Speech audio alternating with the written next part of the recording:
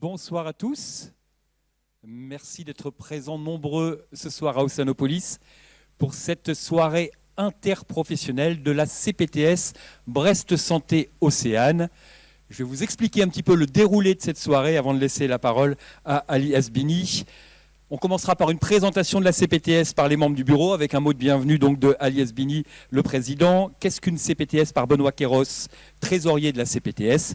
Et enfin une présentation générale de l'historique et des missions par Yveline Kahn, infirmière et secrétaire de la CPTS. Ensuite, trois vidéos, de trois adhérents, une vidéo qui dure 5 minutes, des témoignages, et puis une table ronde avec le docteur Florian Stéphan, parcours santé mentale, le docteur Claude Zabé, le dépistage de la BPCO, le docteur Véronique Gestin, parcours cancérologie, et le docteur Maude Blin, projet d'optimisation de la pharmacothérapie de la personne âgée.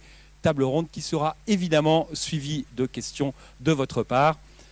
À 21h à peu près, le buffet avec le stand de la CPTS et des partenaires et la présentation du site internet. Voilà, vous avez le programme. Je vais laisser tout de suite la parole à Ali Asbini. Merci.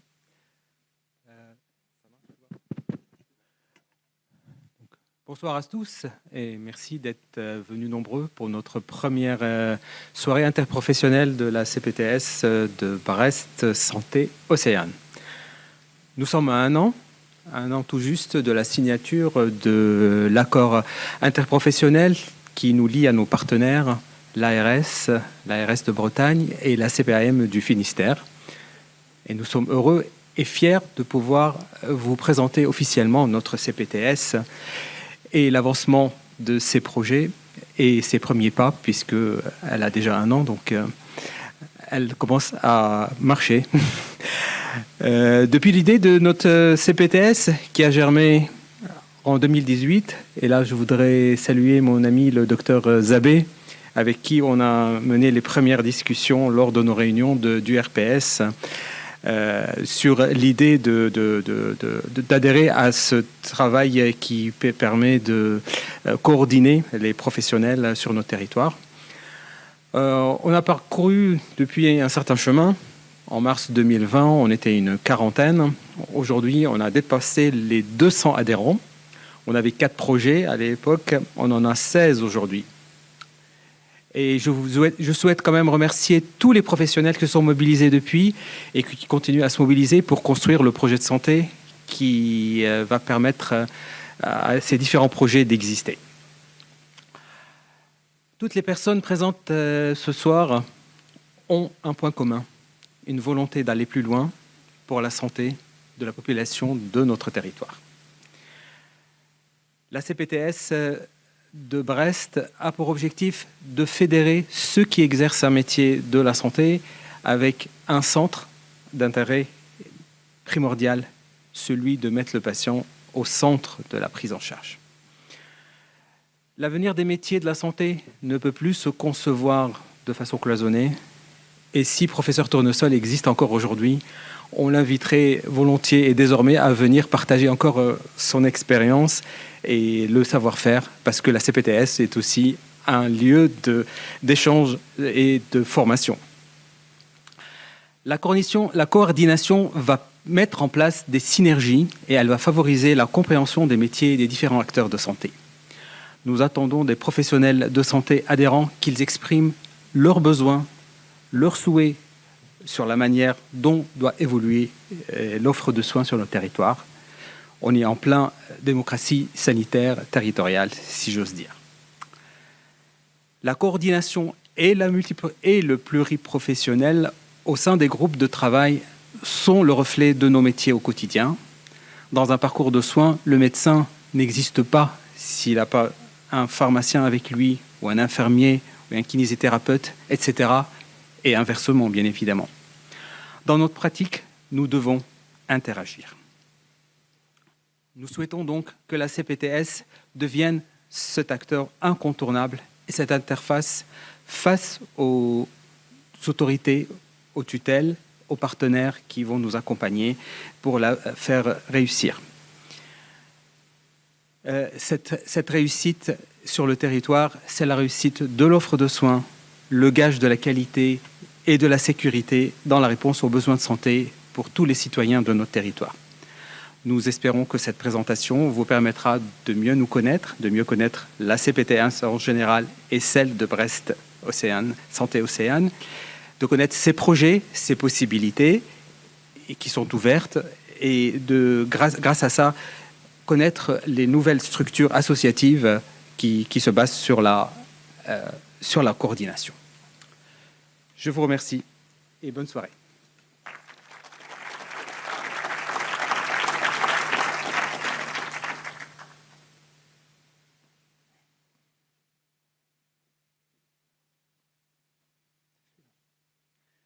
Bonsoir, Benoît Kéros, pharmacien et trésorier de la CPTS. Alors, donc, je vais vous présenter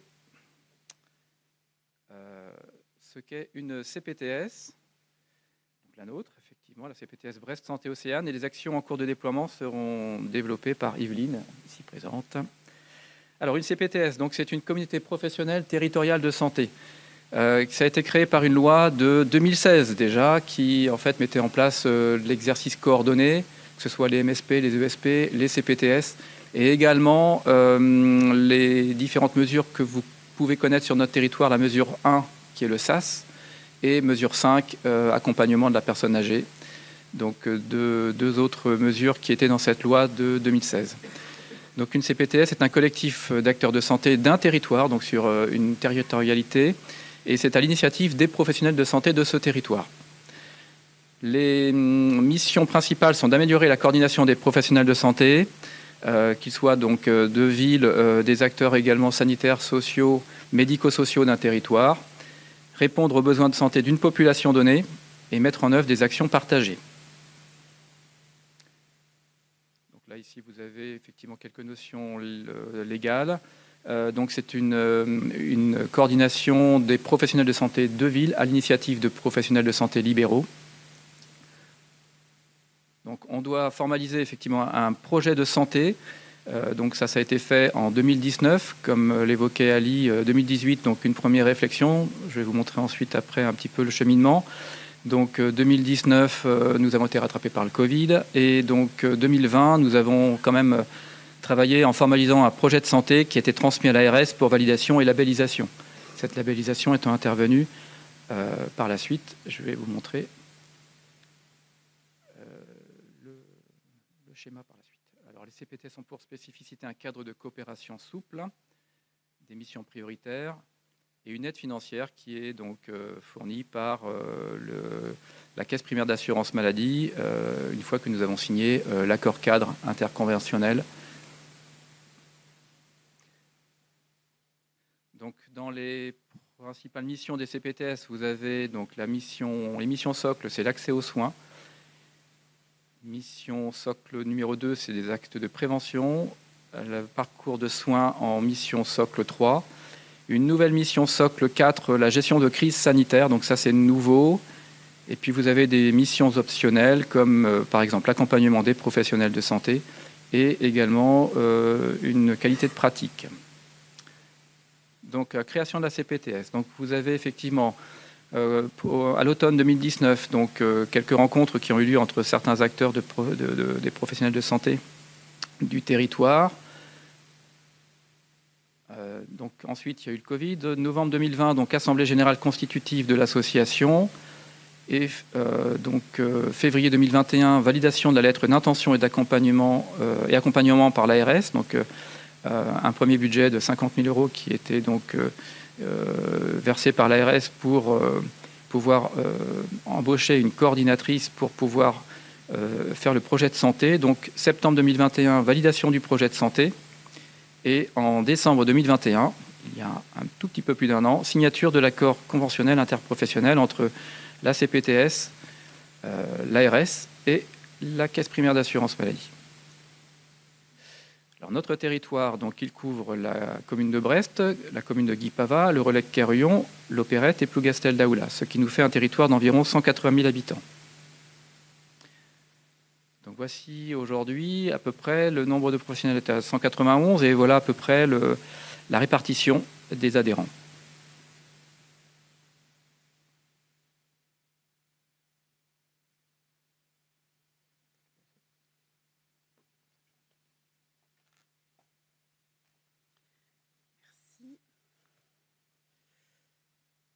Alors, moi, donc, à mon tour, je vais vous présenter en fait les projets qui sont portés depuis presque un an pour certains, un petit peu plus récemment pour d'autres, et qui sont en cours d'élaboration pour la troisième partie.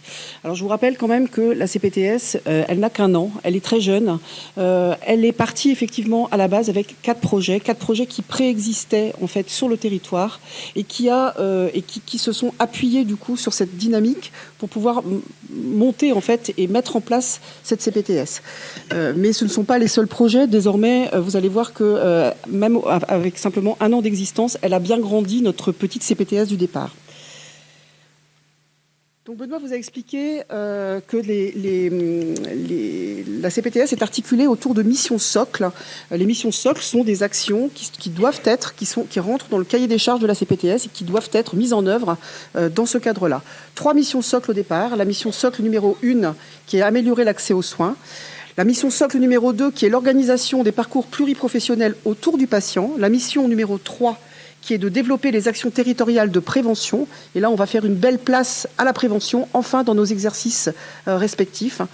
Puis la mission numéro 4, dont je vous parlerai tout à l'heure, qui est la dernière mission, la dernière née issue de la crise sanitaire en cours.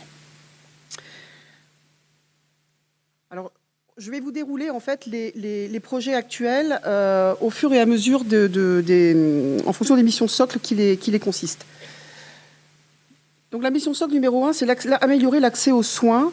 La mission principale qui a initié en fait cette mise en place de CPTS sur l'ensemble du territoire français est un problème qui est prégnant sur l'ensemble du territoire, c'est l'accès aux médecins traitants. Donc dans notre CPTS, nous devons aussi mettre en place des actions pour favoriser et faciliter cet accès aux médecins traitants. Donc chaque mission que je vais vous présenter, vous voyez, a un référent professionnel de santé qui met en œuvre en fait et coordonne les actions autour de ces différents projets. Donc le référent de ce projet-là, c'est Mehdi Fria, qui est médecin généraliste. Alors l'accès aux médecins traitants, on est dans un territoire quand même qui est relativement pourvu en professionnels de santé, mais malgré tout, les informations relevées sur le site Raisonne CPTS nous montrent que 10,7% de la population concernée par le territoire de Brest Santé Océane est dépourvue et n'a pas identifié de médecin traitant.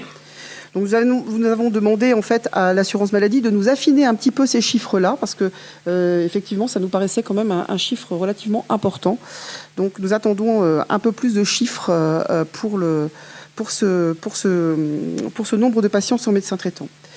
Un groupe de travail a été constitué déjà pour prendre en charge cette problématique-là et a demandé en fait à rencontrer divers professionnels du territoire afin de pouvoir avancer sur ce sujet, notamment des représentants du service d'accès aux soins, le SAS, de l'ADOPS, qui est une association de médecins généralistes pour la permanence des soins, d'SOS médecins, etc. Ce premier, vous avez bien compris que c'était la mission socle numéro 1 de la CPTS et donc un des piliers fondamentaux de toutes les CPTS.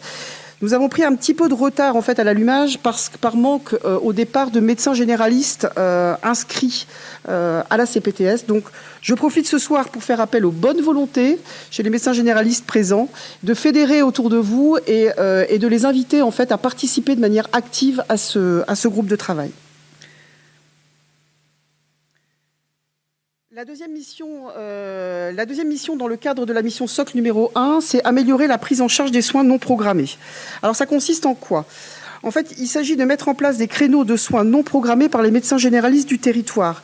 Cette action vient en complément de celle qui est déjà actuellement menée par le SAS, le service d'accès aux soins, et nous nous coordonnons donc avec le SAS pour la mise en œuvre de cette action. Une convention a été signée en juillet avec le SAS. Et il faut savoir qu'à l'heure actuelle, l'évolution du périmètre des soins non programmés évolue, puisque dans le cadre de la mission Braun de cet été, elles vont vraisemblablement être ouvertes à d'autres professionnels de santé autres que les médecins. Je pense particulièrement aux infirmiers libéraux et aux kinés. Donc les mesures ont été prolongées. Là, j'ai vu qu'il y avait eu un arrêté paru au journal officiel du 9 décembre, en fait, prolongeant les mesures Braun, donc élargissant en fait les soins non programmés aux autres professionnels de santé autres que médecins généralistes. Donc c'est Vincent Abiliou, qui est médecin généraliste, qui est référent de ce projet-là. Troisième point de la mission socle numéro 1, donc toujours dans l'idée d'améliorer l'accès aux soins, c'est la coordination avec le point H. Alors le point H, c'est un centre d'accueil médicalisé de soins gratuits pour les personnes en difficulté financière, socioculturelle, en situation de grande précarité, les SDF, les migrants, les patients sans droit, etc. L'objectif du point H est de prendre en charge ces patients et de les réorienter vers le système de soins classique. Cependant, c'est un dispositif qui est relativement méconnu du public, mais aussi des professionnels de santé. Et donc, nous avons rencontré Catherine Gézéquel, médecin généraliste responsable du point H, pour travailler en fait à promouvoir ce point H, faire relayer l'information, notamment par le biais de la CPTS. Donc, il y a déjà eu une réunion de travail qui a été organisée. On a défini un certain nombre de missions à notre niveau, c'est-à-dire faire circuler l'information, soit via le site internet, c'est pas soit, c'est et via le site internet, via différents organes de communication, la newsletter par exemple, mais aussi nous avons l'intention d'organiser en lien avec le point H une soirée thématique courant 2023 afin de pouvoir justement faire connaître ce dispositif. Mission socle numéro 2, nous sommes là dans le parcours pluriprofessionnel autour du patient. C'est une mission aussi extrêmement importante et effectivement, comme disait Ali, l'heure est à la coordination des professionnels de santé. On ne travaille plus chacun dans son petit coin, dans son cabinet. Il y a une vraie volonté en fait d'articuler nos actions et de nous coordonner autour de parcours patients. Plusieurs parcours patients vont être définis. Le premier en liste, c'est le parcours cancérologie. Alors, je ne vais pas m'étendre sur le sujet puisque le docteur Gestin Le Tallec, qui est référente de ce parcours, va participer à la table ronde et pourra vous en dire un petit peu plus.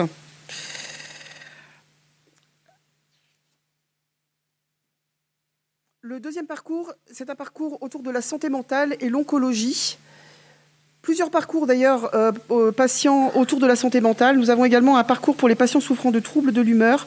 Florian Stéphan, psychiatre, participera également à la table ronde et vous en donnera plus d'éléments. Le parcours suivant est le parcours de la personne âgée. Alors là, je vais faire un petit focus là-dessus. Ce groupe de travail a été mis en place en fait pour se coordonner avec 2 actions qui sont actuellement en cours de déploiement sur le territoire. On parle de la mesure 5 du pacte de refondation des urgences qui est porté par le CHU, la filière gériatrique, et la plateforme territoriale d'appui Appui Santé Nord-Finistère, ainsi que le CHPM. CHPM, c'est ça. La deuxième action qui est également en cours de déploiement sur le territoire, c'est le Ségur du numérique, avec la définition d'un parcours géronto. Dans le cadre de ces projets, de la mesure 5, notamment, 2 axes principaux ont été identifiés. Le premier était l'importance du repérage précoce de la fragilité. Et donc, à ce sujet, la CPTS participera et relaiera en fait la participation au projet ICOP 29 qui est porté par le CHU. C'est l'utilisation en fait d'un outil numérique permettant le repérage précoce de la fragilité. Des formations sont prévues en fait à cet outil en janvier et février. Peut-être que les adhérents, d'ailleurs, ont déjà reçu des mails d'invitation à s'identifier pour pouvoir participer à la formation autour de cet outil-là. Nous tiendrons d'ailleurs à votre disposition des flyers tout à l'heure et le professeur Gintric, qui doit être dans la salle, je crois, qui est responsable de ce projet, pourra vous en parler tout à l'heure lors du cocktail. N'hésitez pas à la solliciter. Le deuxième axe qui a été identifié dans le cadre de la mesure 5, c'était un besoin important d'identification de ressources auprès des usagers, mais aussi des professionnels du territoire. À cet effet, donc, est en cours d'élaboration et de mise en ligne une plateforme territoriale de ressources. Ce projet est porté par la PTA, donc Appui Santé Nord-Finistère. La plateforme s'appellera Madeo et sera en ligne courant 2023.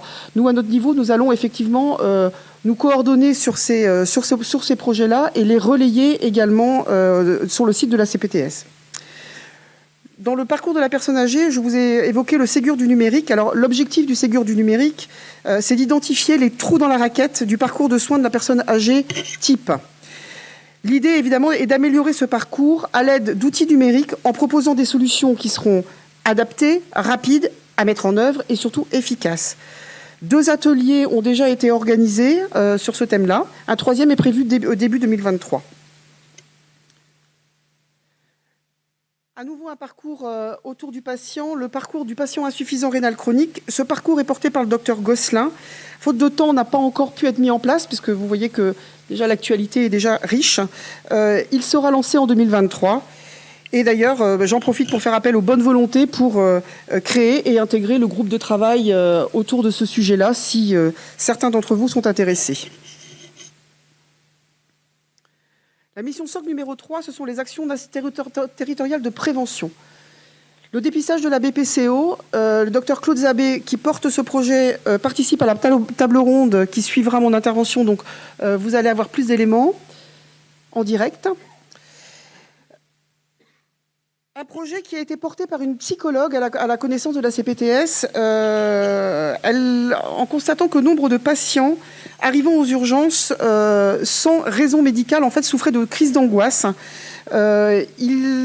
Elle trouvait intéressant de proposer, en fait, au lieu de laisser repartir ces patients un peu démunis en leur disant « c'est rien, vous n'avez rien, rentrez chez vous, c'est juste une crise d'angoisse », de leur donner un petit peu d'éléments, non seulement de réflexion, mais aussi surtout d'outils pratiques pour leur expliquer un petit peu le mécanisme de la crise d'angoisse et surtout quelles pouvaient être les solutions à mettre en œuvre. Donc, il y a une plaquette d'information qui recensera des outils pratiques qui est en cours d'élaboration et qui sera également diffusée par le biais de la CPTS. Le dépistage des cancers, alors on ne pouvait pas avoir une CPTS avec un pneumologue et un oncologue sans parler dépistage de cancer, vous imaginez bien. Donc c'est une thématique qui est chère aux membres de notre bureau et qui est évidemment extrêmement importante sur le territoire breton particulièrement. Donc, dans le cadre de la CPTS, nous allons déjà, dans un premier temps, évidemment, participer au relais des campagnes de dépistage et d'information qui sont portées par l'assurance maladie, mais également mettre en œuvre des actions de dépistage en lien avec les associations de patients. Parcours patient toujours, la plagiocéphalie du nouveau-né. Alors, ce projet est porté par Clotilde Malégol, qui est ostéopathe à Plougastel. Il va y avoir la création d'un groupe de travail et un démarrage en 2023. Un projet portant également sur la lombosciatique chronique, un projet porté par Marie-Annick Le Garel, qui est pédicure-podologue, en complémentarité avec les campagnes d'information de l'assurance maladie. L'idée est de faire aussi un relais via le site internet des personnes ressources du territoire, que ce soit des professionnels médicaux, paramédicaux, mais aussi des activités de sport adaptées, création et mise en ligne de vidéos de renforcement notamment, de renforcement musculaire. Création également d'un flyer et élaboration d'un parcours patient à définir. Dans l'avancement de ce projet-là, il y a une demande d'intégration au groupe de travail d'un médecin du sport, avis aux bonnes volontés, et recensement des actions et des partenaires existants. La prochaine réunion aura lieu début 2023, donc n'hésitez pas à vous rapprocher de la coordinatrice Pauline ou bien de Marie-Annick si vous êtes intéressé pour participer à ce projet. Je reviens sur la mission socle numéro 4, qui est donc la gestion des crises sanitaires. Alors, on va resituer le contexte. Lorsqu'on a lancé notre projet de CPTS, cette mission socle n'existait pas. Mais comme vous l'a expliqué Benoît, le Covid nous a rattrapés tous en cours de route. Et depuis, cette mission socle a été intégrée au périmètre des CPTS et en est devenue une mission socle, c'est-à-dire une mission obligatoire. Alors, pourquoi ? Parce qu'en fait, pendant la crise Covid, les réponses ont été largement apportées par les territoires, parfois de manière complètement spontanée, mais pas forcément toujours organisée, en tout cas identifiée. Elles ont d'ailleurs été souvent, pas sur le territoire de Brest, mais sur d'autres territoires portés par des CPTS qui étaient en cours de formation ou toutes jeunes CPTS, puisque là, pour le coup, on avait déjà un élément identifiable facilement sur le territoire par les instances. Mais sur d'autres territoires, elles ont été portées par les établissements de soins, notamment c'est ce qui s'est passé sur Brest, où le CHU a porté beaucoup cette crise sanitaire, puis les associations de médecins type ADOPS, mais aussi des regroupements spontanés et informels de professionnels, des organisations de groupes WhatsApp entre infirmiers par exemple, ou entre pharmaciens sur les communes, etc. Donc il y a une vraie volonté de l'État en fait et des instances d'uniformiser les réponses et surtout de les anticiper, qu'on ne se retrouve pas à chaque fois dans une situation un petit peu où on prend le taureau par les cornes parce qu'on n'a pas d'autre choix que d'agir. Donc d'anticiper un petit peu ces réponses et de les piloter en s'appuyant sur des structures reconnues, mais surtout en tenant compte quand même des spécificités de chaque territoire. Et c'est pour ça que l'outil CPTS est important, puisque chaque CPTS répond vraiment aux problématiques de son propre territoire. Alors c'est une mission socle, je vous l'ai dit, qui est tardive, puisqu'elle vient tout juste d'être ajoutée aux autres, et elle a été validée par la signature de l'avenant 2, relativement récemment. Pour l'instant, nous sommes, au niveau de la CPTS de Brest, en attente d'un référentiel qui sera transmis par les instances, avec un projet de lancement, une fois ce référentiel obtenu, courant 2023.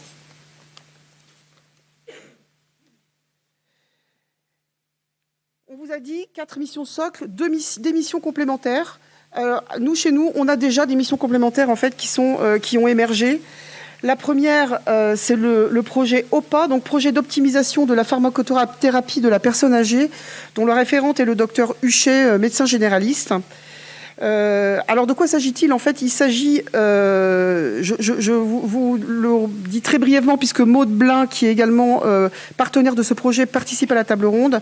Il s'agit de l'organisation de RCP en ville entre professionnels de santé, en partenariat avec l'Omédit Bretagne. L'Omédit, Observatoire du médicament, des dispositifs médicaux et de l'innovation thérapeutique. Des réunions d'information ont déjà été organisées. Une première RCP a déjà eu lieu le 28-11, mais je laisserai Maude développer sur ce sujet-là. La deuxième mission complémentaire à laquelle nous tentons de répondre, c'est l'attractivité du territoire.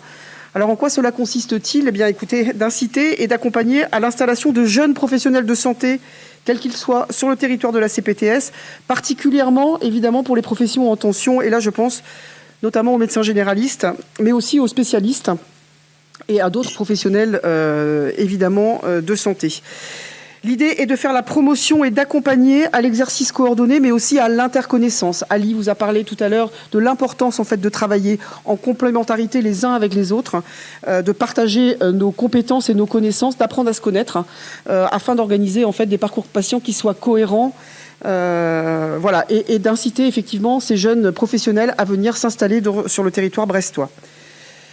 Alors déjà, quelques actions ont été menées en ce sens. La CPTS a été présentée aux étudiants en médecine en avril 2022 à la demande du professeur Gintric, qui nous a demandé de venir intervenir auprès des 5e années de médecine afin de semer un petit peu les premières graines de l'interprofessionnalité. Ces deux interventions qui ont lieu sur 2 jours en fait, ont été assez plébiscitées par les étudiants et du coup, le projet sera reconduit en 2023.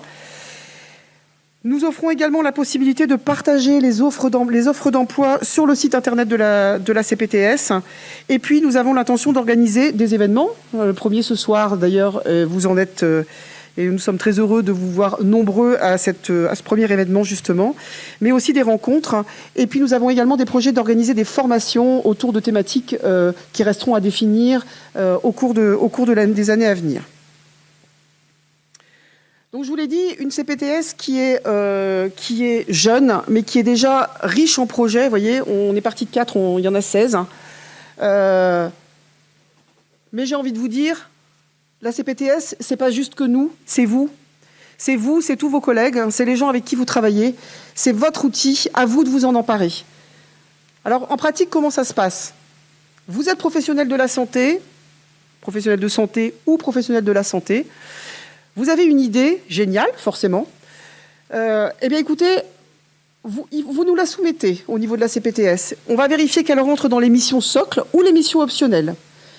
Puis, la CPTS, et particulièrement Pauline et Margot, nos respectivement coordinatrices et chargées de communication, qui sont là-bas au fond, vont vous accompagner en fait sur l'ingénierie de ce projet et la coordination.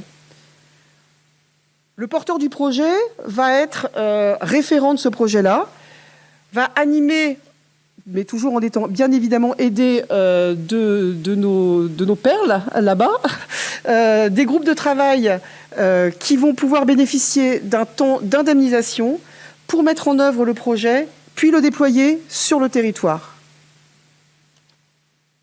Alors voilà comment ça se passe déjà pour les projets qui ont déjà commencé leur déploiement et qui sont en cours de déploiement sur les mois à venir. Donc pour chaque projet, le professionnel porteur du projet est désigné comme référent. L'organisation des réunions se fait toujours en concertation entre le référent et la coordinatrice. Je répète, et c'est important, la participation aux différents groupes de travail se fait sur la base du volontariat. On n'impose rien à personne. Être adhérent d'une CPTS, c'est pas obligatoirement rentrer dans des groupes de travail et porter des idées. C'est vraiment à la liberté et à l'appréciation de chacun. Par contre, et donc se fait bien évidemment sur la base du volontariat, mais ce temps est indemnisé sous forme d'indemnité pour perte de ressources. Toute idée est proposable, hein.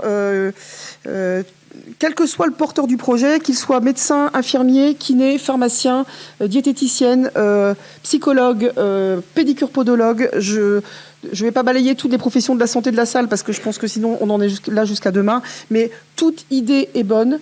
Rien n'est imposé, rien n'est obligatoire.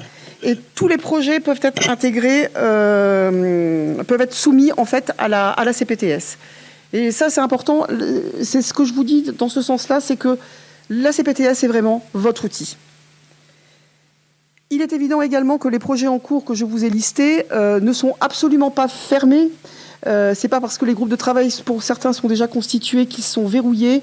Les professionnels intéressés par ces projets sont bien évidemment les bienvenus pour venir étoffer les groupes de travail et travailler autour de ces thématiques.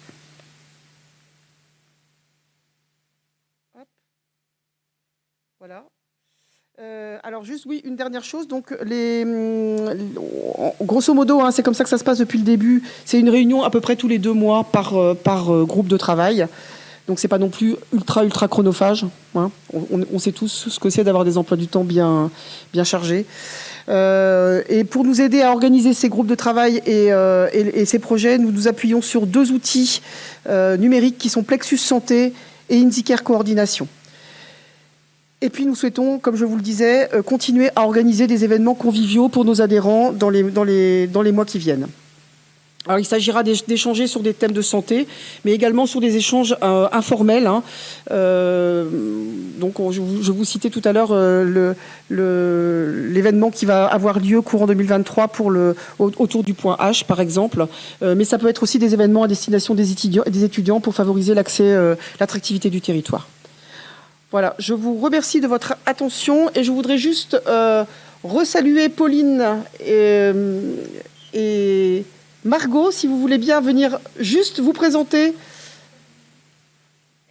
Parce que dites-vous bien que la CPTS sans Pauline et Margot, ça serait compliqué.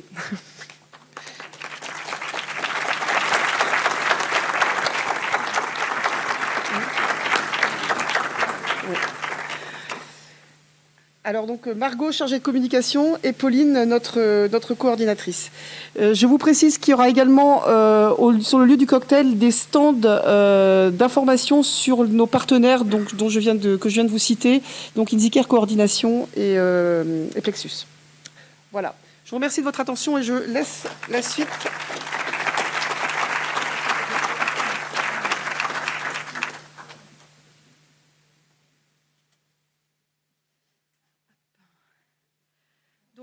Bonsoir à tous. On a une petite vidéo à vous présenter ce soir.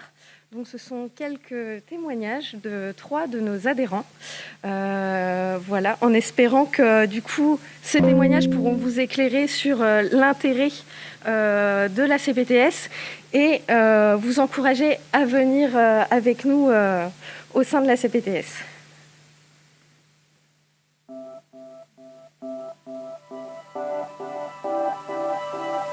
Moi, je trouvais intéressant justement que des moyens soient mis en place pour aider en fait au développement des besoins au niveau de la santé. L'idée, c'est d'essayer de voir. Moi, j'ai toujours fait partie en fait d'associations avec d'éducation populaire notamment, culture et liberté avant, et le but, c'était justement d'identifier les besoins et de pouvoir y répondre, enfin d'essayer d'y répondre en fait pour les résidents, pour les personnes en fait du secteur. Et donc je trouve vraiment génial de pouvoir le faire. Et maintenant, voilà, chercher les idées pour construire avec ces moyens qu'on nous offre en fait. L'idée, c'est aussi de pouvoir faire partie d'une équipe. Parce que justement en libéral on est très seul finalement, on est toujours avec nos patients donc c'est chouette, mais on est assez seul. Et donc là de pouvoir construire ensemble, je trouvais chouette, ça permet de compléter l'approche au quotidien et de faire partie d'une équipe et de connaître aussi les personnes du secteur. Alors j'ai pu rencontrer des personnes, effectivement, d'autres professionnels, que ce soit des psychiatres, que ce soit d'autres psychologues. Et puis rencontrer les personnes aussi de la CPTS, et je trouve qu'on a un regard qu'on peut croiser qui peut être complémentaire justement pour construire des outils adaptés. Et la CPTS surtout, c'est la façon de coordonner en fait tout ce réseau, d'organiser tout ce réseau. Finalement, on était beaucoup de professionnels et peut-être beaucoup en demande, avec une envie en fait de créer, de pouvoir mieux organiser les choses et aller plus loin. Et finalement, la CPTS, c'est ce support-là pour pouvoir aller plus loin, quoi. Nous, on est professionnels libéral, donc ça veut dire que, et ça aussi on l'a bien vu dans la crise sanitaire, tous ceux qui ont fait du travail, on va dire un travail à la maison, eh bien dans les entreprises vous avez ce qu'on appelle le lieu de rencontre qui est la machine à café ou la cafétéria, donc la cafétéria à l'hôpital, voilà. Et nous on n'a pas ça, on n'a pas cet échange. Moi j'avais une amie qui continuait à prendre son café en visioconférence avec ses collègues de travail pour échanger sur des problèmes de travail. Donc voilà, je trouve que quelque part, pourquoi pas, la CPTS c'est quelque part aussi le lieu de rencontre près de la machine à café. Et donc il y a une certaine convivialité aussi. Voilà pourquoi j'ai aussi souhaité rejoindre la CPTS. C'est très convivial, on va se retrouver, on passe des soirées ensemble. Voilà, il y a un échange, on rencontre des gens. C'est vraiment, c'est quand même aussi avant tout un réseau social, quoi. Alors évidemment, si on reste dans sa zone de confort, on va s'ennuyer, on va pas échanger, on va pas progresser. C'est sûr qu'il faut aller vers les autres, donc on prend un peu plus de risques, mais je suis plus d'une manière à aller prendre des risques que de rester quand même dans ma zone de confort. Donc je trouve que ça m'a bien plu jusqu'à présent d'avoir participé à certaines, à l'élaboration de tout ça. C'est vraiment, je suis très contente. Voilà. Les DAC sont au service des professionnels de premier recours et globalement des organisations du territoire. Et donc, pour moi, cet ancrage local des CPTS me donne justement l'occasion d'avoir des remontées de ce qui se passe, des besoins et de l'animation de groupes de travail. Donc, ça fait partie de cette collaboration essentielle. Ce que j'attends vraiment de la CPTS, c'est qu'elle mobilise et qu'elle nous mette en lien encore plus avec les besoins du territoire. Dans les années à venir, j'aimerais bien que tous les professionnels de santé libéraux puissent se retrouver, se reconnaître dans la CPTS. Ça veut dire qu'elle a vraiment une représentation complète. Et puis, dans l'organisation, les CPTS doivent trouver leur place entre ce qui est dans le nouveau organisation de la santé, les GHT, les groupements hospitaliers de territoire, qui sont vraiment des projets de santé au niveau des établissements, et puis les CPTS, qui sont vraiment des organisations de proximité.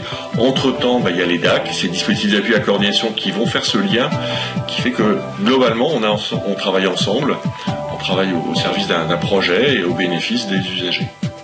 Alors en tant qu'ancien professionnel de santé libéral, je dirais oui, une CPTS, on n'est plus tout seul. On n'est plus tout seul en tant que professionnel dans son territoire. On a une action sur son territoire. On rencontre d'autres professionnels qui s'engagent et c'est riche de ce partage-là d'expérience et surtout des professionnels qui ne sont pas forcément d'une même discipline. Et donc cette pluridisciplinarité, cette interdisciplinarité permet vraiment de s'enrichir. Et vraiment, ça permet aussi d'avoir un petit peu, pas de recul, de temps en temps sur sa pratique, se réfléchir sur comment je travaille, comment j'aimerais encore mieux travailler, comment je pourrais travailler mieux avec les autres. Et du coup, c'est au bénéfice des personnes que l'on accompagne. Et je trouve que c'est aussi que d'être un professionnel de santé, que de réfléchir aux organisations et à cet engagement que l'on peut faire dans le cadre d'une coopération professionnelle.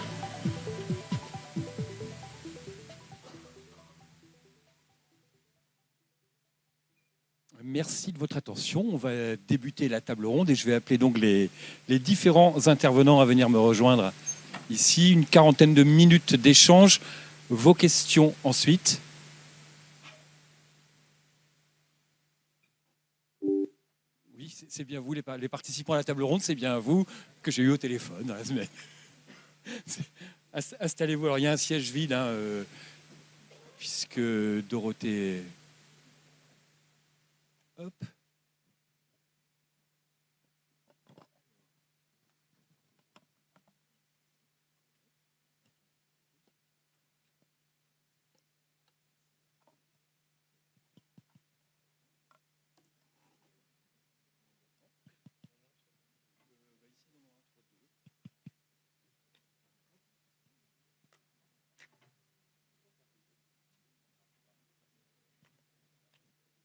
Claude Zabi, est-ce que votre micro marche? Bonsoir, je ne sais pas. Si, votre micro marche. Alors, merci à tous d'être là. On est très impressionnés de ce côté-ci de la salle. Alors, dépistage de la BPCO, je vais vous donner juste quelques chiffres au niveau de la BPCO. 3,5 millions le nombre de patients de 40 ans et plus atteints de BPCO, près de 18 000 le nombre de décès associés, ce qui en ferait la 4e cause de mortalité. Bretagne particulièrement concernée, avec un taux de mortalité 10 à 20% supérieur à la moyenne nationale. La principale cause en est le tabac.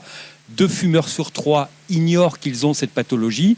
Et on en parlait juste avant le début de cette réunion. Les chiffres du tabac pour l'année viennent de tomber, ils sont mauvais. Après 2 années de baisse successive, ils sont en augmentation. 31,9% de Français fument.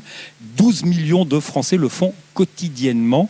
Déjà, ça vous inquiète, cette nouvelle hausse du tabac, tout simplement? Disons que ce qui m'inquiète, c'est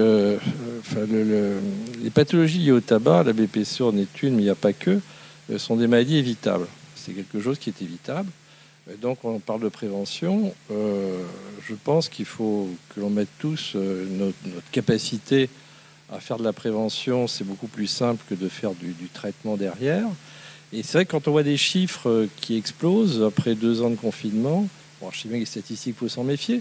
On se dit toujours, mais qu'est-ce qu'on rate? Où est-ce qu'on rate quelque chose?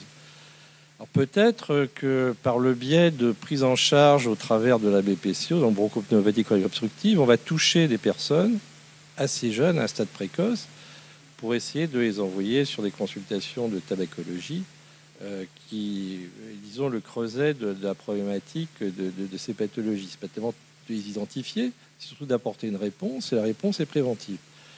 Et si l'on regarde le problème du creuset du tabac, bon, la BPCO, je vous dis, est un vecteur qui permet de retrouver une population de fumeurs, mais cette population de fumeurs, elle va se trouver dans les accidents vasculaires cérébraux, dans les problèmes cardiovasculaires, dans les problèmes d'artériopathie, dans les problèmes d'insuffisance d'organes, dans les problèmes de cancérologie. Je parle sous le contrôle de professionnels oncologues, où on sait très bien que depuis déjà maintenant une soixantaine d'années, les premiers, comment dirais-je, expérimentateurs statistiques ont montré que 60% des cancers dol et péto ont montré déjà à l'époque que 60% des cancers étaient pratiquement dus à 2 causes, le tabac et l'alcool. Donc 2 choses évitables. Alors, effectivement, c'est quelque chose, c'est un peu la tarte à la crème de le dire, mais c'est vrai que quand on voit le tabac augmenter, on se dit, ça craint un peu, comme on dit. Le sevrage tabagique, c'est la clé? La prise en charge par une tabacologie, quelle que soit la tabacologie, ça peut être déjà en discuter. C'est pas forcément institutionnel. Déjà, je pense qu'il faut discuter de la problématique parce que c'est quelque chose qui est, disons, noyé dans le commun. On arrive en périadolescence, on fume. En jeune adulte, on continue. Moi-même, je suis ancien fumeur. J'ai fait partie d'une génération où on fumait. Quand on allait faire des topos à la capitale, comme on dit, on prenait l'avion, arrivé à un certain âge et puis à une certaine hiérarchie, et tout le monde fumait dans l'avion. C'était des caravelles. Je ne sais pas si vous avez connu ça les uns et les autres. Moi, j'ai connu ça, des petits suppositoires volants où tout le monde fumait. C'est quelque chose d'incroyable. Donc c'était du vécu quotidien. Alors effectivement, avec le recul, on se rend compte que c'est bien de pouvoir en sortir le plus tôt possible, c'est le mieux.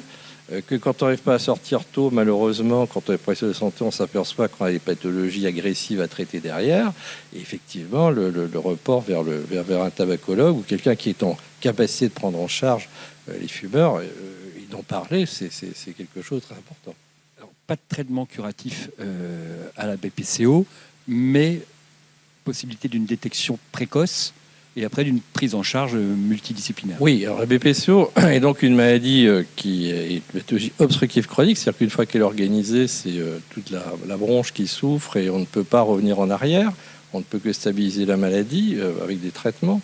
Le problème de la thérapeutique, et ça a très bien été décrit par la Haute Autorité de Santé, c'est vraiment la troisième position. C'est-à-dire le premier point, c'est la prévention du tabac, activité physique, ça marche mieux quand on fait tous un peu d'activité physique, et les préventions vaccinales. On voit très bien avec le Covid quelle est l'importance de la vaccination. On voit très bien que nos amis chinois actuellement ont quand même des problèmes avec le confinement, le déconfinement, le reconfinement. Ils ont une vaccination qui n'est pas très pertinente, nous dit-on. Donc la vaccination fait aussi partie des préventions des maladies respiratoires. Alors, la problématique de la détection de la maladie en soi, c'est compliqué parce qu'on essaye de faire en sorte de trouver des petits outils qui permettent de parler avec des patients qui souffrent de tabagisme au travers de soins courants. Donc la détection par un petit appareil qui permet de calculer le rapport de Tifno, c'est-à-dire le degré d'obstruction d'une bronche, peut être mise en place par de nombreux professionnels de santé ou de professionnels en santé. Il y a une différence entre les deux, comme le disait Ali, qui peuvent donc permettre de faire profiter à la majorité de la population fumeur, de façon volontaire bien évidemment, la mesure du souffle qui permet de rentrer dans un dialogue où le tabac étant présent et central va permettre d'orienter le plus tôt possible, de faire prendre en compte déjà, faire se rendre compte de la personne de son degré d'imprégnation dans le tabac et essayer de les faire prendre en charge très rapidement par des conseils, voire des consultations spécialisées en tabacologie. Vous me parliez tout à l'heure d'une maladie iceberg. Oui, alors effectivement, le terme de maladie iceberg, mais c'est vrai pour d'autres maladies, c'est que BPCO au début, on tousse, on est un peu essoufflé, pas toujours d'ailleurs, on fume, c'est normal, on tousse, donc c'est logique. Et l'émergence de cette maladie, lorsqu'elle se fait au cours d'une exacerbation ou d'une hospitalisation, se fait déjà à un stade très tardif, stade 3, stade 4. Les stades 1, stade 2 sont des stades transparents, c'est-à-dire qu'on ne les voit pas venir. Et donc, effectivement, si l'on représente cette maladie, on va voir qu'on a un énorme potentiel de pathologie, mais que seule une petite partie va être émergente et visible. Donc, c'est ce qu'on appelle clairement les maladies iceberg. Il y en a d'autres, mais celle-là en fait partie. Un petit mot sur les différentes étapes du dépistage. Alors, en fait, on est parti d'une étude qui a été menée par des professionnels libéraux et des hospitaliers il y a maintenant 4 ans, où on a, en soins courants, pu travailler avec des pharmaciens, des dentistes, des infirmiers, des médecins, au cours d'un dépistage. On a pu montrer que sur une cohorte de patients en soins courants, donc qui n'étaient absolument pas préprogrammés, on retrouvait à peu près entre 20 et 30% de troubles ventilateurs obstructifs en faisant des mesures simples. Cette étude Princeps a été publiée dans une revue internationale et donc a fait l'objet d'une thèse. Et à partir de ça, on a vu que l'on pouvait trouver un trouble obstructif chez les patients fumeurs, donc les sensibiliser au risque de tabac. C'est le point essentiel. La BPCO n'est que le vecteur de cette sensibilisation. Les sensibiliser au tabac de façon précoce et à l'orientation vers les tabacologues au moyen d'un petit instrument simple à utiliser après un apprentissage de quelques heures. Le spiromètre. C'est pas un spiromètre, c'est un petit débitmètre de pointe qui est beaucoup plus simple à manipuler qu'une spirométrie. La spirométrie demande souvent des gens formés à la mesure du souffle de façon plus, on va dire, plus approfondie. Là, c'est un petit appareil qui va permettre de calculer un coefficient d'obstruction qu'on appelle un coefficient de Tifno, rapport entre la capacité vitale et les débits, mais là on rentre dans la technique, c'est pas très intéressant, et qui peut être vraiment utilisé, je dirais, au quotidien dans les contacts que les uns et les autres peuvent avoir avec les patients. Est-ce que malgré la jeunesse de l'expérience, est-ce que vous sentez que ces dépistages commencent à apporter leurs fruits, ne serait-ce que dans la connaissance de la pathologie auprès du grand public? C'est toute la difficulté, c'est-à-dire que on sait que il y a des préventions qui se font très bien dans le domaine de la santé, d'autres qui sont plus difficiles à mettre en place. Lorsque les dépistages existent depuis plusieurs années, plusieurs dizaines d'années, par exemple pour le dépistage du cancer du sein, mes amis oncologues, là encore, corrigeront si je dis mal, comment dirais-je, les Françaises, d'une façon générale, tiennent à ce dépistage, parce qu'il est mis en place depuis très longtemps. Quand on parle d'une problématique comme le tabac, c'est une problématique qui va toucher son attitude personnelle. On n'a pas toujours envie d'en parler, donc il va nous falloir certainement un certain temps, une certaine diffusion pour que ça émerge et que les gens considèrent que faire un test du souffle n'est pas obligatoirement, comment dirais-je, la recherche d'une maladie, mais plus un système préventif. On sait très mal faire la prévention en France. On sait très très mal faire la prévention. On sait faire du soin, mais le soin maintenant devient, je dirais, de plus en plus cadré. Il faut que l'on soit en amont au niveau de la prévention et du dépistage. C'est pas facile. C'est de la communication. C'est beaucoup de communication, énormément de communication, énormément de simplification, à la fois au niveau des moyens d'utiliser les outils et au niveau des parcours. Hein. Je crois qu'il faut bien flécher les parcours, bien avoir un outil de dépistage simple au départ, avoir une cible. Là, on a une cible, patient, personne de 40 ans, fumeur depuis plus de 10 ans, éventuellement symptomatique, pas toujours. D'ailleurs, le symptôme peut être, comme on l'a dit, d'un maladie iceberg, peut être caché par la jeunesse de la maladie. Donc, mesure du souffle dans cette population cible, avec on l'espère, un score de sevrage tabagique derrière qui sera significatif. Merci à vous. On poursuit avec le docteur Maud Blin, projet d'optimisation de la pharmacothérapie de la personne âgée. On va excuser tout de suite le docteur Dorothée Huette, qui devait être présente ce soir avec nous et qui n'a pas pu être là. Alors, organiser des réunions pluridisciplinaires entre le médecin, le pharmacien et l'infirmier autour des prescriptions aux personnes âgées, c'est le principe de base, c'est bien ça, oui. qu'il faut après mettre en œuvre. Oui, tout à fait. C'est un projet en fait qui a démarré. Il y a eu une première réunion, une RCP avec une équipe de pharmaciens et Dr Huchet qui est référente pour ce projet-là pour la CPTS. Et c'est un projet en fait régional pour lequel on a un petit peu de recul pour l'impact justement de ces RCP-là. L'idée, c'est vraiment de coordonner les professionnels de premier recours autour de la réévaluation des prescriptions médicamenteuses. Donc vraiment favoriser la coordination du médecin traitant, du pharmacien, l'infirmier et des autres professionnels qui sont impliqués autour du patient pour vraiment, au niveau de l'équipe de soins primaires, réévaluer le plan de traitement ensemble avec des connaissances qu'on a complémentaires du patient. Donc un professionnel présente un dossier de réévaluation de la prescription et le but c'est de réussir à se mettre... Alors en fait, c'est l'intérêt de ça, c'est qu'on a quand même une pratique en coordination pour laquelle on apprend encore. Donc justement, on a en fait un recul pour se dire qui fait quoi en fait avant la RCP, pendant la RCP, et quel est livrable à l'issue de cette RCP-là. Et puis... En fait, on a défini un certain nombre d'étapes clés en termes d'analyse pharmacothérapeutique. Le pharmacien travaille en amont, les professionnels se rencontrent et puis on a un plan de traitement qui est réévalué en fonction des objectifs thérapeutiques du patient. Donc chacun revient un petit peu sur les objectifs en termes des objectifs curatifs, des objectifs prévention. Ça inclut les dépistages, les préventions, les vaccinations. Et puis en fait, on revoit vraiment le plan de traitement du patient ensemble pour avoir un plan concerté qu'on va suivre en fait de manière coordonnée et puis incluant l'évaluation gériatrique pour nos patients âgés. Puis au niveau de la patientèle, en fait, c'est les patients âgés ambulatoires et les patients EHPAD. Et en fait, le recul aussi, c'est que ces RCP-là, en fait, ont commencé à être mis en place en EHPAD, sur vraiment une population particulièrement fragile, avec une polymédication, polypathologie.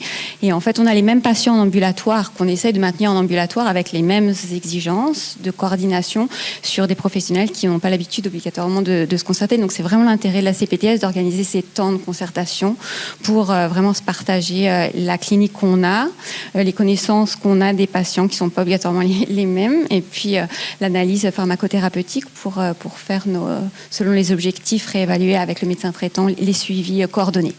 Donc, nouveau mode de collaboration et réussir à...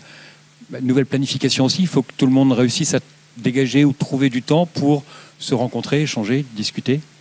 Oui, il faut mettre ça dans sa pratique. L'intérêt aussi, c'est d'intégrer ça et puis d'en voir un intérêt. C'est la première RCP qui est compliquée parce qu'on n'a pas eu l'habitude de travailler comme ça, mais quand on fait vraiment ces temps de concertation-là, on apprend vraiment dans l'interdisciplinarité. On se rend compte qu'on a une interconnaissance, une approche qui est différente et on se complète. Il y a vraiment un cercle vertueux à participer, puis à le faire pour le bénéfice du patient, mais finalement, on bénéficie aussi les autres patients dans sa pratique. Et puis une interconnaissance dans une approche vraiment coordonnée, pluriprofessionnelle, qui est vraiment intéressant. Vous me disiez qu'il y avait vraiment besoin d'un pilote et la CPTS va jouer ce rôle dans le cadre de ces objectifs-là. Ouais, c'est vraiment tout l'intérêt de nouveaux modes de structure coordonnée, les CPTS, les MSP, les ESP. En EHPAD, en fait, il y a le médecin coordonnateur qui joue ce rôle-là, et ça a été vraiment un levier d'entrée pour mettre en place ces réunions de concertation-là.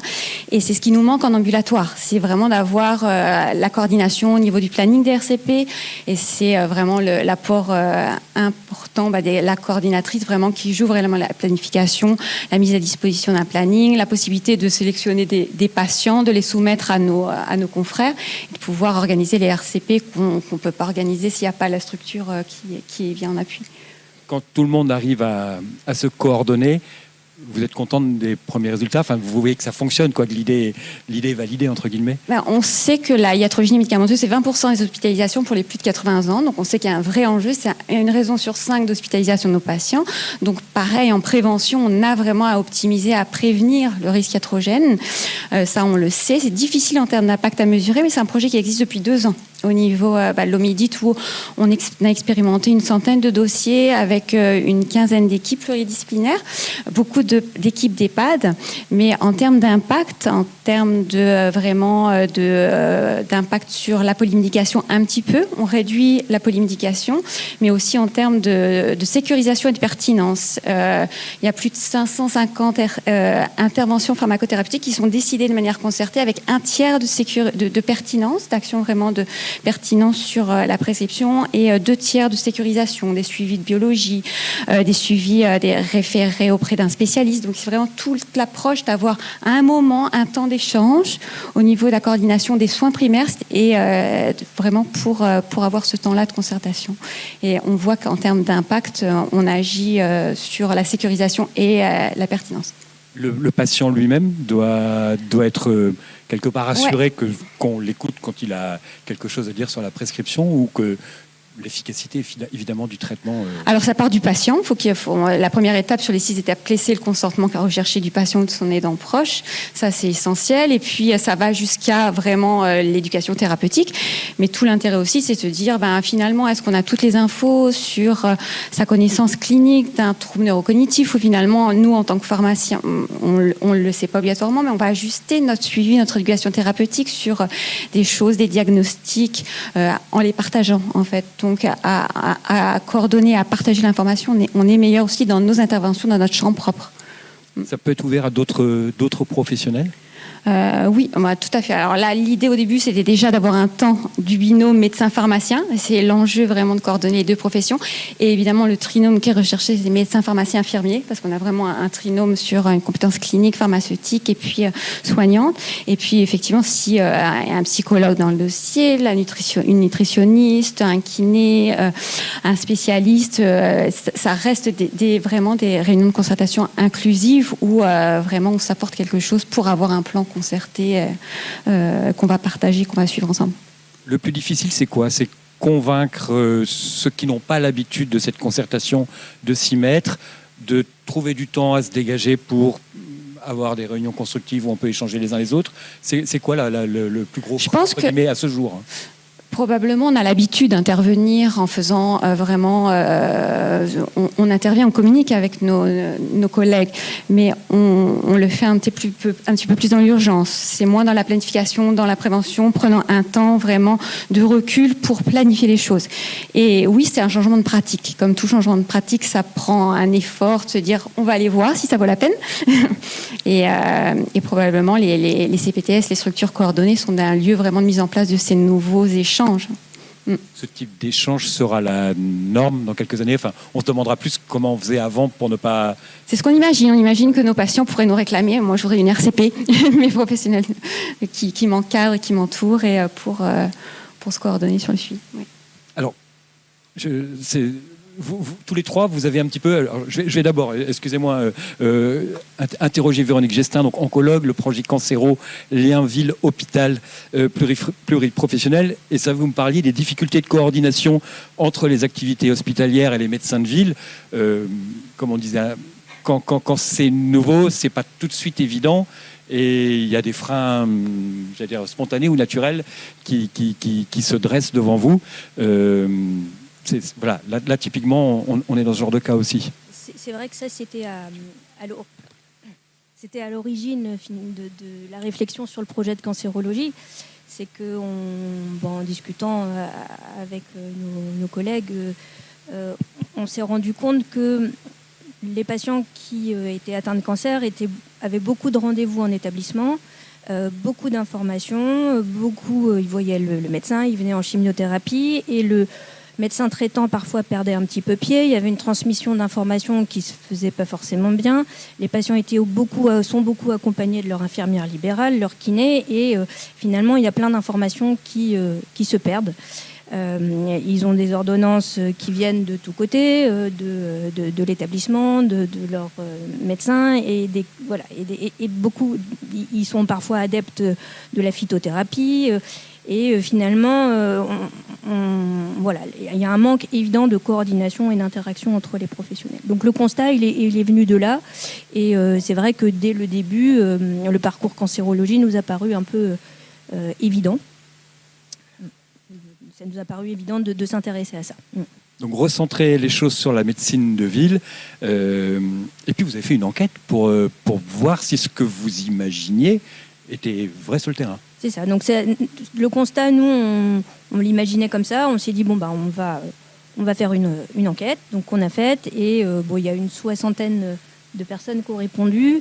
Et globalement, c'est ce qui est ressorti. C'est un manque de transmission d'informations, un manque de coordination, des difficultés pour savoir à quelle étape de la prise en charge du patient on est, comment réagir en fonction de l'étape de la prise en charge. C'est vrai que les patients atteints de cancer, il y a des patients qui sont en phase curative, il y a des patients qui sont en phase palliative avancée, ou précoce, avancée, terminale. Et puis tout ça, c'est un peu mouvant. Et c'est pas évident de suivre ça. C'est-à-dire entre les différents traitements, les évolutions de la maladie du patient en fonction de ces traitements, il y a une nécessité de coordination importante. Et en particulier en cas de problème aigu, de savoir comment orienter le patient, comment réagir. Vous avez établi plusieurs axes de travail à partir de cette enquête et de l'étude que vous avez pu en faire. Voilà, donc on a établi plusieurs axes de ce travail. Alors un axe de travail, finalement, les axes de travail qu'on avait établis se recoupent dans pas mal de projets. Donc il y a un axe de travail sur la personne âgée, sur le dépistage des fragilités. Donc ça, en oncologie, on a un score de dépistage de fragilité qui s'appelle le G8. Et donc, dans l'idée, c'est de se repérer de ces patients fragiles. On sait que quand on les repère, quand on fait des évaluations oncogériatriques plus approfondies, on peut diminuer la toxicité du traitement, on peut adapter nos traitements, on peut diminuer les durées d'hospitalisation après chirurgie, améliorer les soins de support, et tout ça en se coordonnant. Donc, c'est un axe qu'on a repéré. Il y a un décret maintenant qui, d'ailleurs, nous recommande de le faire. on a comme deuxième axe de travail, on s'est dit ce serait intéressant de travailler sur la gradation des soins. Est-ce que ça pourrait être bien de faire une fiche de gradation des soins pour savoir si à quelle période de la maladie le patient est? Est-ce qu'on est sur un stade vraiment curatif? Est-ce qu'on est rentré dans une phase palliative? À quelle phase? Et est-ce qu'il faut l'orienter différemment en fonction de cette phase? Donc on a eu une réunion, même 2 réunions très intéressantes sur ce sujet-là. Et puis on s'est rendu compte que les fiches... Comme les situations étaient mouvantes, justement, c'est pas forcément très approprié parce que on risque de prendre des décisions sur une fiche qui a été faite peut-être à un moment qui a un moment T, et puis finalement la situation 2 mois avant ou 2 mois après est plus la même, ou en mieux ou en moins bien, et qu'il faudrait pas prendre la même décision. Donc finalement c'était pas approprié, à part pour des maladies très avancées où là c'était intéressant que tout le monde le sache et que c'est pas un patient qui relève forcément d'une réanimation intensive et qu'il faut peut-être essayer de l'hospitaliser en direct plutôt que de passer par un service d'urgence. Voilà, si on peut attendre quelques heures et qu'il vienne directement dans un service d'hospitalisation, ou qu'on maintienne les choses à la maison en fonction de la situation. Donc ça, c'était notre deuxième axe de travail. Et finalement, de cette réunion-là, on s'est rendu compte que le cœur du sujet, c'était encore la transmission d'informations, la coordination, et puis on peut faire toutes les fiches qu'on veut. En fait, c'est ça le cœur du problème, quoi. Et le troisième axe de travail, alors c'est il mûrit. On n'a pas encore eu de réunion dessus, mais je pense que quand ça va démarrer, j'espère que ça va démarrer fort, c'est justement avec les pharmaciens sur tout ce qui est thérapie orale, travailler avec le pharmacien d'officine et la polymédication du sujet âgé atteint de cancer, où il y a vraiment beaucoup de choses à faire. Après, ce qu'on avait échangé, c'est que pour un pharmacien, un médecin, une infirmière, ça représente 1, 2, 3, quelques patients. Pour un oncologue, ça représente à chaque fois beaucoup de patients. Et finalement, nous, on a tout un système, toute une organisation à mettre en place pour pouvoir répondre à ce besoin-là.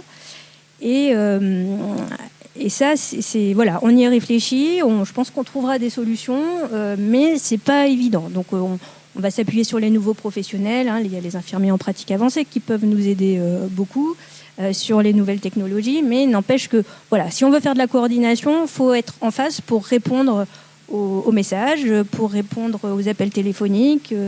Et c'est vrai que nous, ça nous fait beaucoup de monde. Donc c'est toute une nouvelle organisation à avoir, qui est essentielle, mais qui n'est pas forcément facile et qui ne sera pas forcément immédiate à obtenir.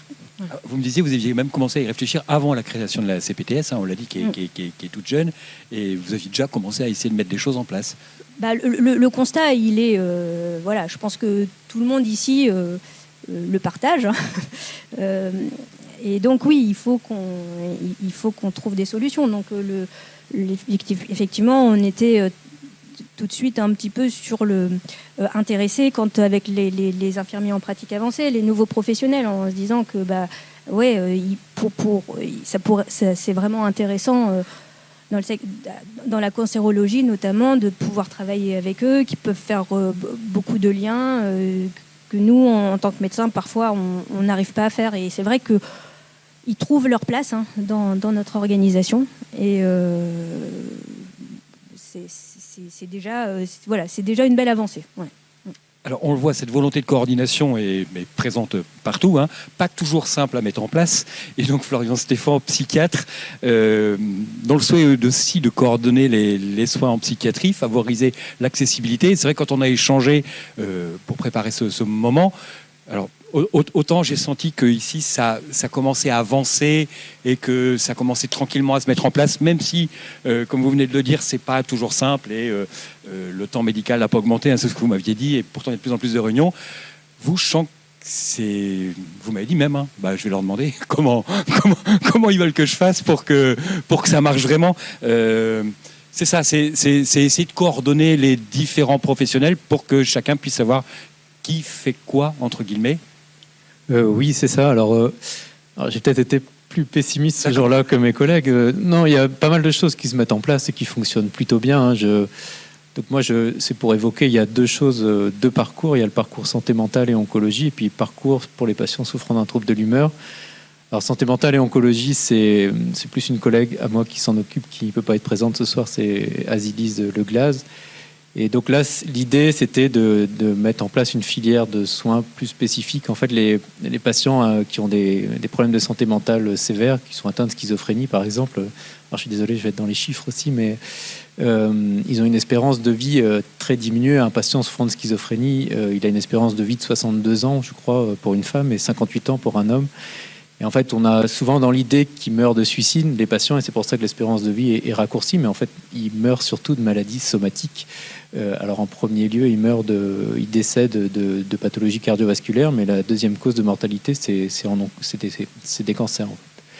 Donc l'idée, c'était de vouloir un peu créer aussi une psychiatrie un peu à l'interface avec les collègues oncologues et les psychiatres aussi, parce que nous, les psychiatres, on est toujours un peu à part en fait avec les autres spécialités, et donc pour qu'on puisse échanger. Donc c'était pour faciliter. Et puis ça prend tranquillement.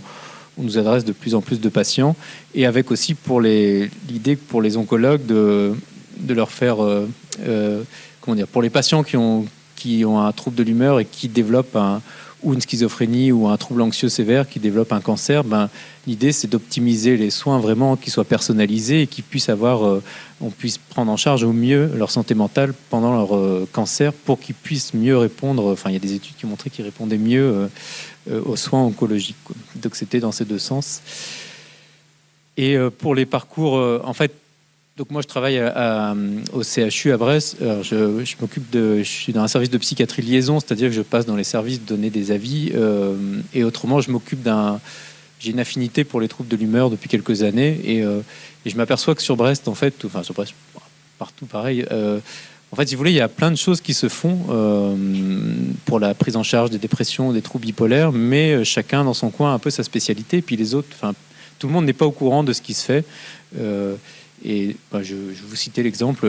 Moi, je suis référent dans ce qu'on appelle un centre expert dépression assistante. Je représente la Fondation Fondamentale qui a créé des centres experts sur toute la France. Et j'ai beaucoup de patients de Rennes, Saint-Brieuc, Lorient, Vannes, enfin beaucoup, ils viennent de là. Et en fait, du territoire, alors que les patients pourraient avoir accès à ces centres experts, ils ne sont pas forcément adressés, quoi.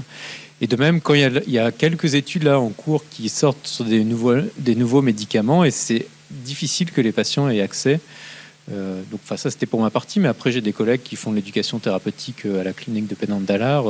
Il y a des soins, mais il n'y a personne où pour les soins psychothérapeutiques, en fait, si vous voulez, qui fait de l'hypnose, qui fait de la thérapie cognitivo-comportementale, ou personne ne fédère un peu ou n'organise ça. Et donc, je trouvais que la CPTS était une bonne occasion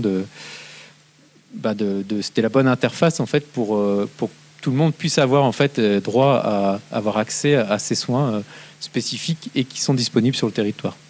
Vous disiez que cette nouvelle façon de faire, c'est-à-dire la coordination, l'échange, c'était peut-être aussi une question de génération, et que c'est vrai, quand on n'a jamais eu à le faire ou quand on n'a pas eu l'habitude de le faire, c'est peut-être plus compliqué aussi de modifier une façon de faire qui est ancrée dans le oui, temps. après, ce que je disais, mais je pense que tous mes collègues sont... Enfin, ce que je trouve difficile à mettre en place, mais c'est que les gens ont beaucoup de travail, en fait. Et c'est vrai que mobiliser les collègues en libéral, mais en hospitalier aussi, c'est parfois assez difficile, parce que la plupart des gens ont assez de travail, en fait, et ne sont pas forcément demandeurs d'en avoir plus, mais ce que je comprends aussi, quoi. Moi, ce matin, j'étais à une réunion au CHU sur l'éducation thérapeutique, et c'est pareil, ça part souvent sur des bonnes volontés, mais après, et ça, je peux comprendre parfaitement, il y a beaucoup de soignants, le temps n'est pas infini, et il y a beaucoup d'activités déjà, donc c'est pas facile de faire le premier pas. Après, je pense qu'une fois que c'est fait, en fait, et qu'ils comprennent que ça peut les aider, ce sera plus facile. Mais peut-être un petit mot de Claude sur ce que vous avez entendu là, sur cette volonté de coordination, de travailler ensemble, ce qui est le but de la CPTS, et que parfois, faut changer un petit peu les choses, faut changer les façons de faire, faut donner un peu de temps. Qu'est-ce que ça vous... Déjà du positif, c'est-à-dire que voir tous les gens que nous sommes ici ce soir, c'est très positif. Comme l'a dit Ali, il y a quelques années, le concept de la CPTS était très nébuleux pour tous. Aujourd'hui, j'espère que ça se dénébulise un petit peu pour tous aussi. C'est une avance rapide d'escargot qui nous a pris plusieurs années pour comprendre, pour mettre en place, pour fédérer et maintenant pour développer. On est au stade du développement. Alors qu'est-ce que ça me donne comme idée ? Tout simplement que l'avenir sera plus positif au niveau des soins, dans la mesure où on voit très bien dans tous les axes des prises en charge des personnes souffrant de différentes maladies. On a besoin de coordonner. Je pense que l'époque que certains d'entre nous ont connue, où mes patrons nous transmettaient le savoir de façon, on dirait, discrète dans un endroit au cours d'une petite visite hospitalière, c'est fini. Je crois que maintenant, les échanges se font par les réseaux sociaux, par la possibilité d'avoir des échanges protégés par Internet. Et je pense que la CPTS, finalement, les CPTS sont la représentation de ces nouveaux modes d'exercice qui ne sont que des nouveaux modes d'exercice. C'est-à-dire, ça ne va pas optimiser l'exercice, ça ne va pas l'améliorer, mais ça va le rendre pluridisciplinaire et je pense à ce moment-là plus adapté au quotidien de chacun d'entre nous. Nous sommes éventuellement tous des patients en devenir et je pense que lorsqu'on se pose une question vis-à-vis de la santé, c'est bien d'avoir des personnes en face de soi qui ont réfléchi de façon, on dirait, pluriprofessionnelle à résoudre ce problème.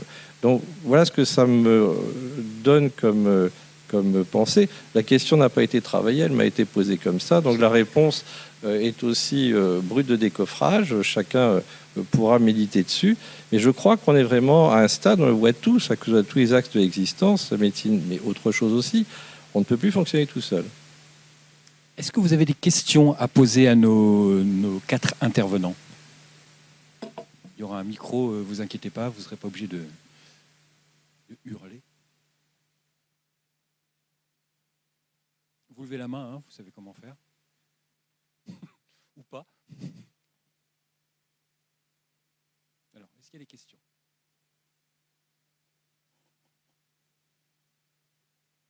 C'est d'un calme. C'est facile pour nous, hein, on est sur scène. Non, vraiment pas ?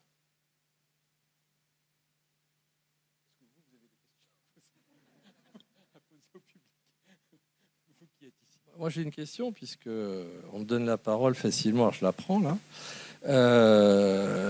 Qu'est-ce que à quoi ça vous fait penser une CPTS ? Au début, on dit avec Ali, on ne savait pas trop ce que c'était.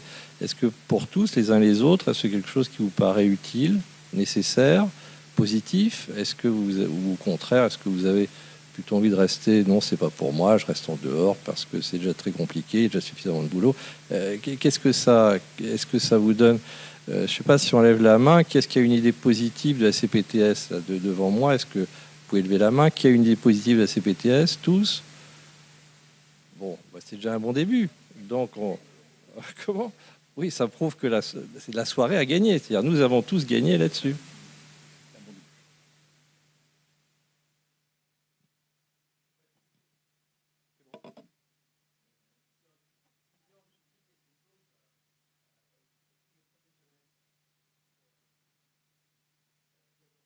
J'ai envie de dire quelque chose à tous les professionnels présents ce soir.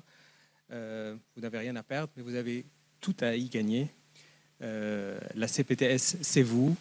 Comme on l'a dit, c'est la cellule de coordination qui va pas simplement accompagner vos idées, mais on est là aussi prêt à recevoir vos doléances, à écouter vos problématiques. Récemment, dans notre dernière réunion de gestion avec nos partenaires, on a bien senti qu'ils étaient très assoiffés à avoir des chiffres, des données de ce qui se passe sur notre territoire. C'est ce qui va nous pousser donc tout du long de notre parcours et à tout moment de faire des photographies, des diagnostics de nos territoires sur toutes les problématiques, sur tous les besoins. Donc, en dehors des idées qu'on a parlé, n'hésitez pas à nous appeler, à nous dire voilà, j'ai des problèmes, j'ai ceci, j'ai cela. Venez même râler et dire quelle est votre préoccupation journalière. Et on sera là pour vous écouter et vous accompagner. Donc, Ah, une question.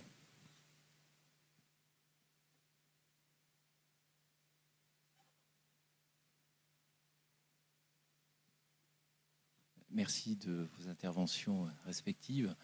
Alors, sur le menu que je vois en face de moi, il y a un sujet que je trouve très transversal, c'est effectivement la pharmacothérapie de la personne âgée. Et alors, j'ai une question très pratico-pratique. On est tous confrontés quotidiennement à ça, je pense même de façon dans les différentes professions. Ça serait quoi le mode d'entrée ? C'est-à-dire que, est-ce que c'est un petit groupe fédéré autour de quelques volontaires ? Forcément, ça commence comme ça. On connaît évidemment ce type d'histoire. Mais est-ce que tout le monde pourra adresser de quelle manière un patient dont on repère que, bon, je ne sais pas si c'est réducteur que de parler de réévaluation de l'ordonnance, mais il y a un peu de ça. Et donc, ça, on repère ça quotidiennement. Donc, c'est quoi le mode d'entrée ? Et puis, alors, deuxième question subsidiaire, on a très envie que ça marche. Donc, effectivement, est-ce que parallèlement, il y a une évaluation qui est déjà anticipée sur la démarche ?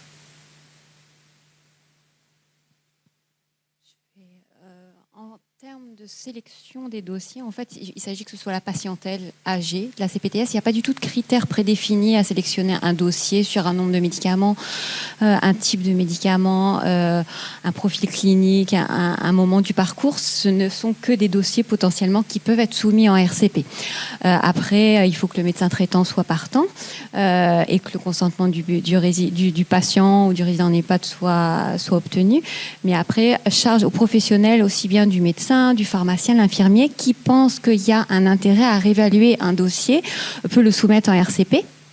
Ça, c'est un petit peu, c'est le retour qu'on a et qui fonctionne et qui est vraiment apprécié sur l'ouverture en fait d'un dossier potentiellement à risque de iatrogénie qui peut bénéficier de l'optimisation.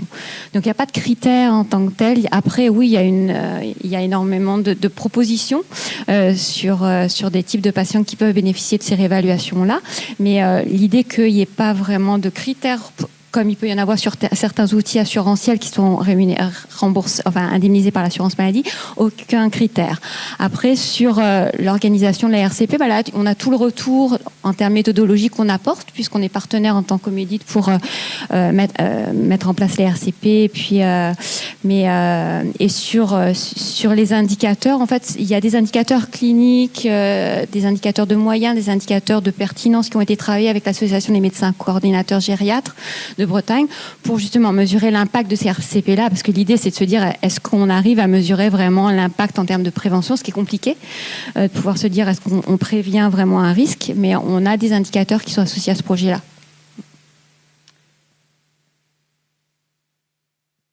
Ça vous va ?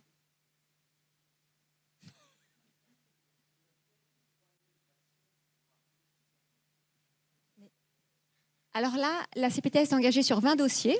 Donc, vous pouvez prendre les créneaux auprès de Pauline. Après, est-ce que voilà, c'est déjà être sensibilisé et le lien entre le pharmacien et le médecin, déjà être à deux à réfléchir, c'est déjà mieux que tout seul dans son coin, en fait. Je pense.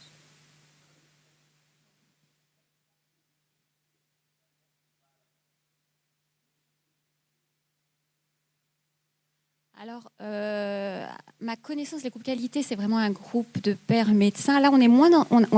évidemment, il y a vraiment la logique de retour sur, en termes de connaissances, mais l'action n'est pas une action de formation. C'est vraiment de prise en charge du patient et c'est un projet défini pour l'équipe de soins qui entoure le patient. Donc son pharmacien, son médecin, son infirmier ou les autres professionnels qui l'encadrent. Et l'idée du groupe pluridisciplinaire, c'était vraiment d'avoir un projet de soins primaires qui n'était pas un projet descendant.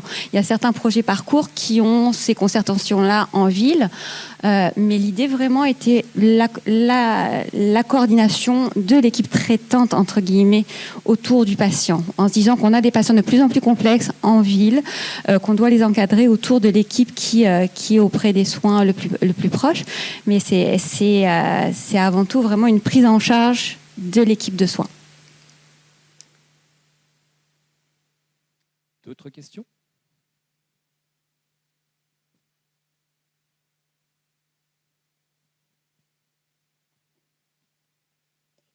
Merci. J'ai apprécié un mot à un moment donné qui était autour du patient. Et j'ai beaucoup apprécié le terme de « si j'étais patient aujourd'hui, j'aimerais bien que les professionnels de santé se coordonnent autour de mon cas ». Et je vous en remercie vraiment vivement. C'était juste ce petit témoignage. D'autres questions ou remarques?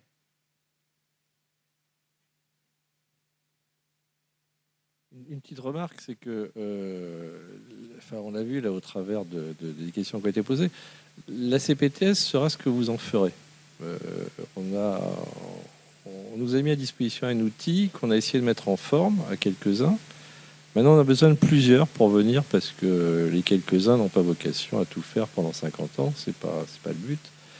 Il faut que vous veniez tous, que vous veniez avec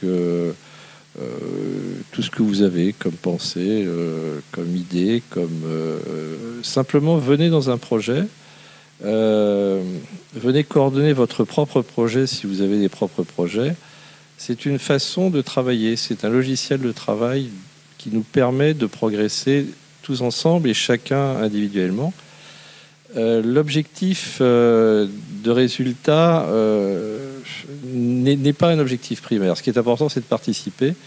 C'est de cette participation qu'on pourra faire une médecine, ou plutôt que médecine, une prise en charge de soins 3.0, parce que tout ça dans son coin, on n'y arrive pas. Une nouvelle question.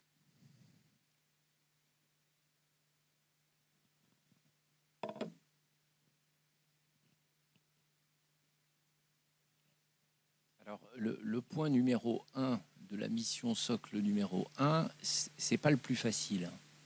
Donc, est-ce qu'on a aujourd'hui des pistes, effectivement, pour faciliter l'accès à un médecin traitant? Je reçois tous les jours des patients orphelins parce que leur médecin traitant a pris une retraite bien méritée. Les modes d'exercice changent, peu importe, mais en tout cas, il y a effectivement un certain nombre de patients dont on a l'impression qu'ils sont sans médecin traitant et sans facilité d'accès, qui se font refuser. Le docteur Intel ne prend pas de nouveaux patients. Donc, je pense que vous avez entamé la réflexion avec des médecins généralistes. C'est quoi les pistes vraiment pour faire de la place? Vous avez vu récemment, il y a eu une polémique assez forte sur la délégation de tâches à des personnes non médecins.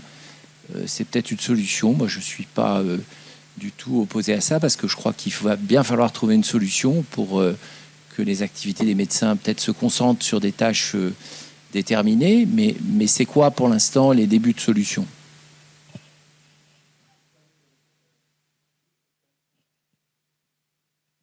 À notre dernier rendez-vous de gestion avec l'ARS et la Caisse, effectivement, on était très étonnés par rapport à notre territoire, qui est bien riche en professionnels, de voir que 10%, ce que Evelyne avait annoncé comme chiffre, 10,7% de la population de notre territoire n'avait pas accès à un médecin traitant. Quand on a demandé à avoir plus de détails, les quartiers, parce que sur Brest, je pense que c'est la majorité.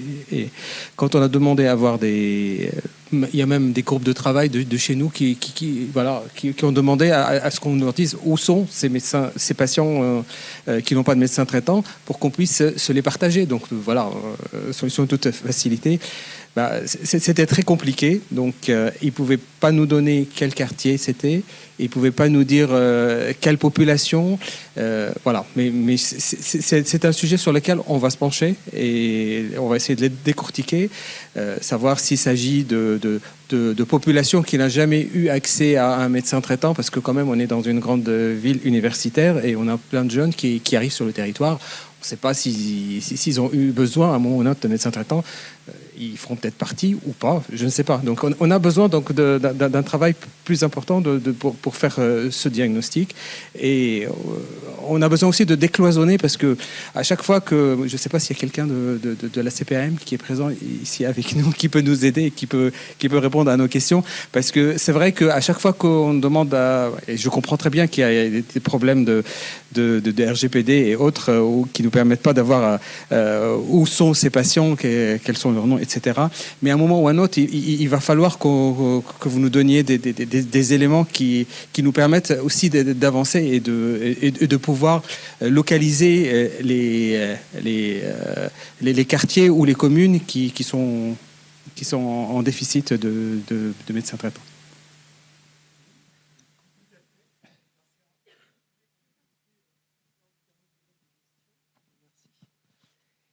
Et effectivement, les problématiques ne sont pas les mêmes sur tous les territoires. Là, on est sur un territoire qui comprend la métropole de Brest. Hein. Donc, effectivement, il y a un enjeu sans doute à avoir une analyse affinée, parce qu'aujourd'hui, nous, en termes de statistiques, on raisonne en communes.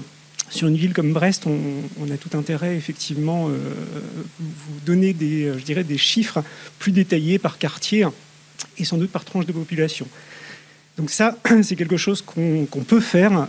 C'est vrai qu'on en a parlé de mémoire la semaine dernière. Donc ça, c'est quelque chose qu'il faut qu'on mette en place et qu'on vous donne ces éléments-là. Donc ça, c'est une première chose. Ça vous permet d'affiner aussi l'état des lieux, voir un petit peu comment se répartit cette population. Après, la question, la solution miracle à faciliter l'accès à un médecin traitant, on ne l'a pas forcément. Il y a plusieurs pistes. Je vous dis, les solutions diffèrent selon les territoires. On parlait tout à l'heure de la délégation de tâches. Alors ça, c'est un sujet qui peut faire polémique, effectivement, mais qui peut aussi libérer du temps médical pour les médecins. Après, il y a des actions qui sont menées par les CPTS, je dirais voisines aussi. Hein. Je sais qu'il y a une incitation qui peut être aussi portée vers des médecins spécialistes qui peuvent être également médecins traitants. Donc voilà, il y a différentes possibilités. Ce que nous, on demande en fait au CPTS, c'est de réfléchir justement à cet état des lieux, de se dire, voilà, aujourd'hui, on a une population composée de tant de patients sans médecin traitant.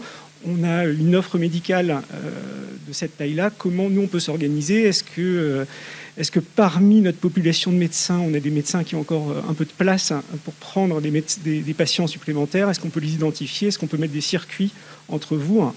Donc ça fait partie, je dirais, des éléments qui peuvent émerger. Merci de cette intervention déjà. Merci à vous. Je vous propose d'applaudir nos quatre intervenants de cette soirée. La soirée n'est pas finie, évidemment. Elle va se poursuivre derrière cette porte, autour d'un verre et autour du stand de la CPTS, justement, où vous pourrez échanger. Merci encore.